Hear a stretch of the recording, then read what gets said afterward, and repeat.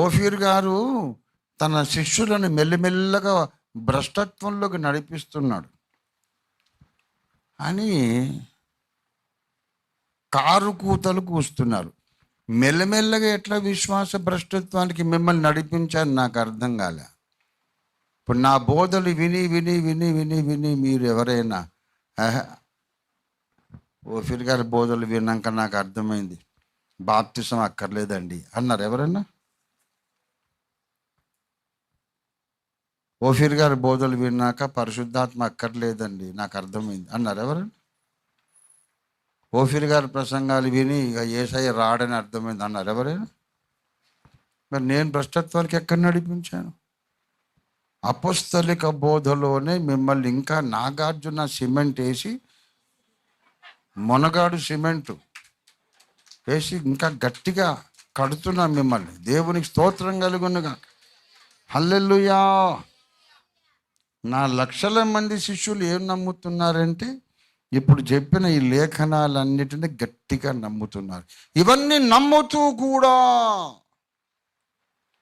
మారు మనస్సు, విశ్వాసము, ప్రార్థన, తర్వాత వాక్యానుసార బాప్తిస్మము, ఆ తర్వాత కూడా ఇంకొక శ్రేష్టమైన బోధ మనం చెప్పుకున్నాం. బాప్తిస్మానికి ముందు మారు మనసు పొందాలి, అది చాలదు. బాప్తిస్మం పొందినాక అనుదినము మారు మనస్సు పొందాలి. రక్షణకు ముందు పొందే దానిని జీవార్థమైన మారు మనస్సు అంటారు.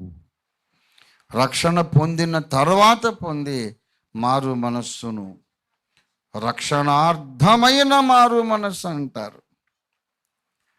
రక్షణకు ముందు, బాప్తిస్మానికి ముందు పొందేది ఏంటి? జీవార్థమైన మారు మనస్సు. ఏమండి?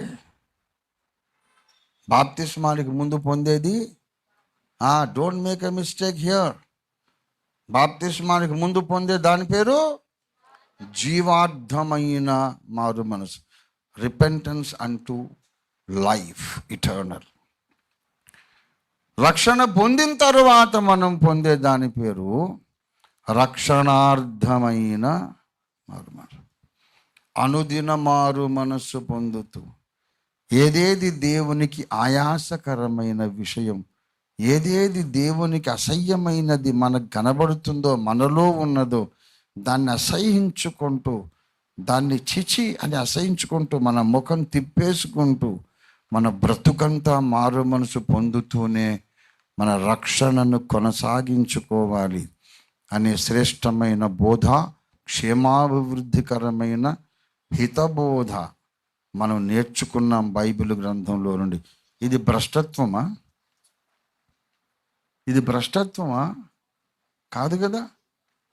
ఎప్పటికప్పుడు ప్రతిరోజు స్వపరీక్ష చేసుకొని, తప్పులు ఒప్పుకొని, ప్రతిరోజు అనుదినం మారు మనసు పొందుతూ, భయముతో వణుకుతో మీ రక్షణ కాపాడుకోమని చెప్పింది దుర్బోధన. మరి ఇంకా ఏం దుర్బోధ? యేసు తప్పకుండా వస్తాడు. ఆయన వచ్చే గంట దినం మనకు తెలియదు, కానీ నవమాసాల నుండి ఇక దగ్గర పడ్డదని ఉజ్జాయింపుగా అంచనా వేసినట్టు ఆయన రాకడను మనం అంచనా అయితే వేయొచ్చు, ఈ సూచనలు నెరవేరినప్పుడు. దేవునికి స్తోత్రం కలుగునుగాక.